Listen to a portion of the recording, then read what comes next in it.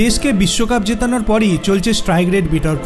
কোহলিকে কটাক্ষ মঙ্গেশকরের। টি-20 বিশ্বকাপের ফাইনালে ভারতকে জেতাতে গুরুত্বপূর্ণ ভূমিকা নিয়েছিলেন বিরাট কোহলি। তার 59 বলে 76 রানে ইনিংস না থাকলে ভারতের জেতা হতো না। বিশ্বকাপ জিতিয়েও সমালোচনা পিছু ছাড়ছে না কোহলির। আবার উঠল স্ট্রাইক রেটের বিতর্ক। উস্কে দিলেন প্রাক্তন ক্রিকেটার সঞ্জয় মঞ্জরেকর। জানালেন বোলাররা ছিলেন বলে সম্মান রক্ষা হয়েছে কোহলির। মঞ্জরেকরের মতে কোহলি ধীরে খেলায় ভারত বিপদে পড়তেই পারত। বেশি বল খেলার কারণেই হার্দিক পান্ডিয়া খুব বেশি ব্যাটিংয়ের সুযোগ পাননি।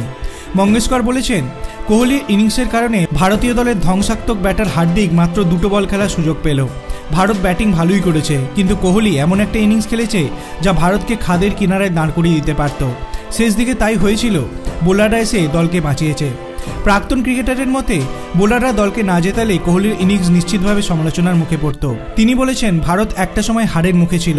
90% জয়ের সুযোগ ছিল দক্ষিণ আফ্রিকার।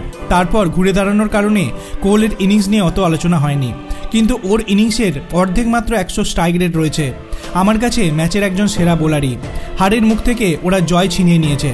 আপনার কি মনে হয়, কোহলির স্ট্রাইক রেট কি সত্যি কম ছিল বিশ্বকাপে? আপনার অভিমত আপনি কমেন্ট সেকশনে জানাতে পারেন। ভিডিওটি ভালো লাগলে লাইক করবেন, চ্যানেলটিকে সাবস্ক্রাইব করতে ভুলবেন না। ধন্যবাদ।